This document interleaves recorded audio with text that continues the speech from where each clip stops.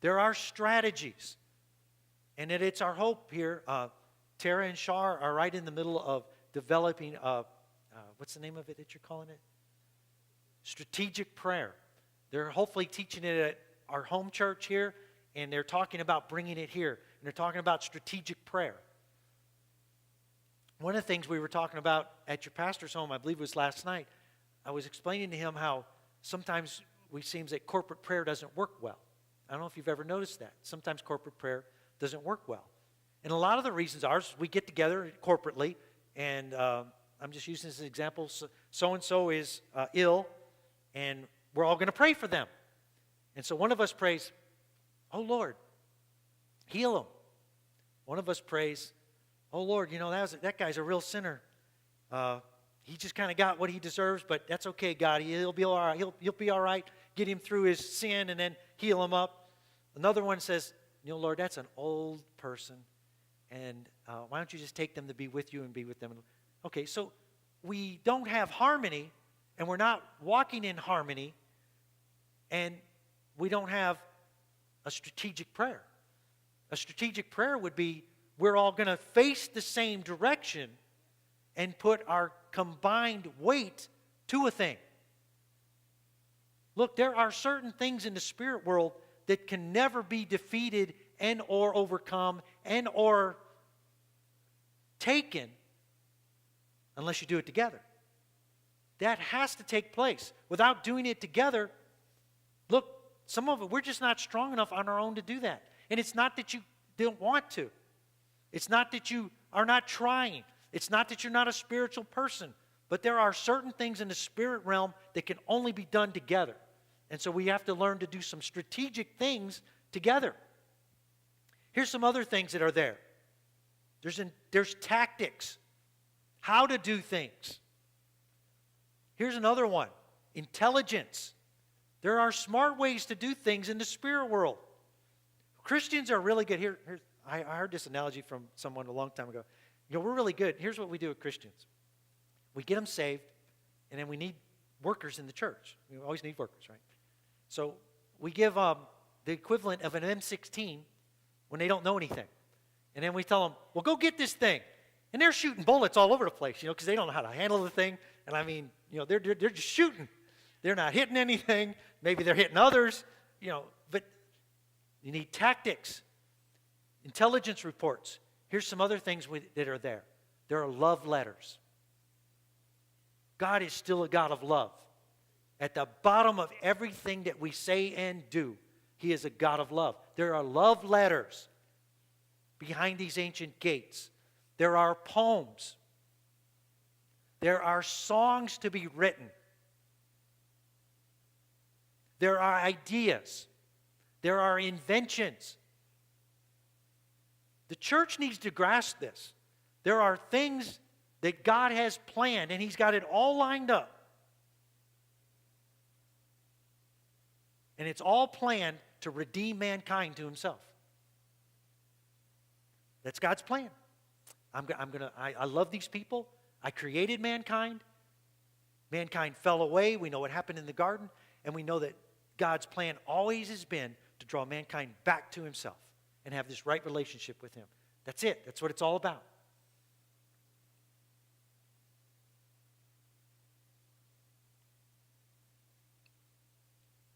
So you're thinking, here's an interesting thing. Now, I've presented this to you, and I've told you about the vision of the meadow. I've told you the vision of the gates.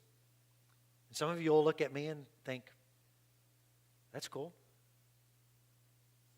Some of you will look at me and say, boy, it sounds like a lot of work. It may be. Some of you may look at me, and this isn't a bad thing. You may look at me and think, I don't have a clue what he's talking about. And that's okay. Look, the things of God are not always evident to all, and I don't mean that in a bad way. It's just that there are secret things to God. And God may have you on another assignment. That may be why this doesn't resonate with you. God has a multitude of assignments. This is not the only one. So you may be off in another on another avenue that God is pursuing, or that you're pursuing in God's life or in your life. Here's another thing I want to bring up right here. What I'm talking about is maybe some difficult things in front of you. And I want to say this to you. The promise of God does not change with how hard something is. Now think about it. It doesn't change with how hard something is. It's irrelevant to the equation. Nor is how hard something is an indicator that the devil is the source of the resistance. Sometimes there's just things that are hard. You folks have done some hard things here. Sometimes God requires hard things of his people, doesn't he? When the children of Israel are in the wilderness, we all know their failures. And eventually, they went to conquer the land, right? So after all that they went through, and then they had the rebellion in the desert, and eventually those folks pass away, and we know they still had to go to the land of milk and honey, right? But what did they have to do to get it there? Was it easy? They didn't just walk in. Those people that were there, they weren't giving it up without a fight. So it was hard. And it had nothing to do with, was the devil resisting? No, it was these people. Yes, they represented certain things, but it was those people. But it was a hard thing that God was requiring of his people. So it's not always just because something is hard. Don't dismiss it as, we're heading the wrong place. Sometimes it's just hard because it's hard. It'll take all of you doing your job. Now, believe it or not, you have a job in the kingdom. It's going to take all of you doing your job to get this done, to get this accomplished. Now, here's the thing. Here's one of the things that bothered me. The one thing that bothered me about the vision of the path was that it stopped. And I was like, God, I don't understand this. I gave this to Pastor Rick in the understanding that I had. And you do understand that God does things in parts. It's how it is. It's how prophetic things work. It's how a lot of the things of God works. And he gives you it in parts. And hopefully he gives you a part, and me a part, and another person a part. And sometimes he gives you parts in time frames. It's just how it works.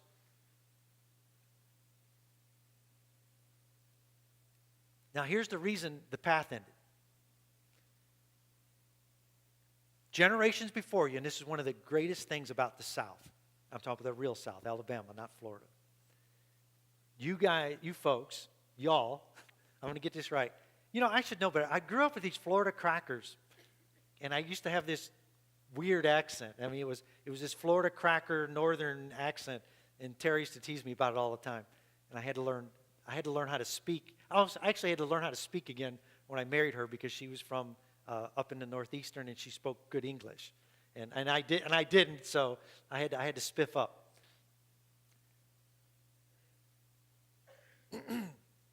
One of the things that took place that bothered me was the fact that this path ended, and I began to say, God, why did the path end? And what had happened was your generational forefathers had walked this path. And what they had been doing is they had been storing up the resources that you were going to need today. Now think about that. I've talked to enough of you, and I've talked to enough other saints that have been praying and seeking God for some time. And you will hear many saints, especially intercessor and prayer type people, and they will say, I've been praying things forward. Now what does that mean? What that means is they were praying for harvests of souls in the years to come. They were praying for preachers to bring forth the gospel in years to come. They were praying for the other resources, which would be monies and finances in the days to come. They were praying for other things, poems to be written, songs to be written, and all those things that I discussed. They've been praying for those things, and they've been walking that path. That's why that path is still clear. And they've got things to a certain point.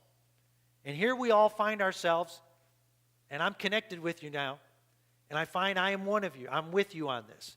And I find myself at the end of this path, and I'm looking at the ancient gates. And that was how it tied in.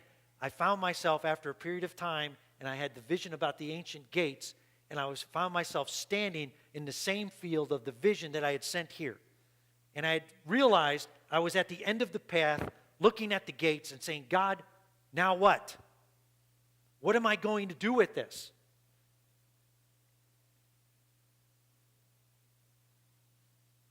You see, the people that came before you, they kept the faith. You've heard that term. It's a Christian churchy term, but it's a correct term. They kept the faith. They made sure the gospel was preached. And they made sure there was preparation that the word would be preserved for future generations. They prayed for the sick, and the sick recovered. And so it was a testimony under the mighty power of God. They cared for widows. They clothed the orphans. And they laid up spiritual resources for 2015 and going beyond that. So now we stand at this point in time. We're standing before the ancient gates. So who's going to grasp them? Now we're here. Look, I'm here with you. Look, I'm not running. I'm not running away. I'm here with you. I've got the same burden. I stand here before you, and I'm looking at these ancient gates, and I'm saying, God, you've revealed all of this to me. You revealed all of this to us. You've provided all these things. What are we going to do with them? Now, let me tell you a couple things that God is raising up. He's raising up women. I see a lot of women here this morning. I am firmly convinced that God's raising up women. He's raising up women so that they will take their rightful place in the kingdom of God. Now, I don't know that he's doing this all over the world, but I believe in the United States he is. And I'll tell you briefly why I see that. You know, there was a time when women in the 40s, 50s, and 60s, we didn't want them in the workforce, especially after the war, even though it was the women that did all the work in the war and probably saved the country. But they don't get the accolades they should. But then we had an interesting thing happen in society. Women came back home, and then in the last 20, 30, 40 years, we've had women re-enter the workforce, and we've had somewhat of fractured families. But there's an interesting thing that's taken place with that. Women have, not that they were not smart, but now they have places of importance in society and in our culture. They have been elevated to places of status. They now, and it's a shame that the church does this, we're like last to the party. The church is finally starting to catch up with society that was giving women their place in society, and now the church is finally coming around and saying, maybe we should look at them a little different. I mean, you're like half the workforce, and in most churches, you're the majority of the workforce.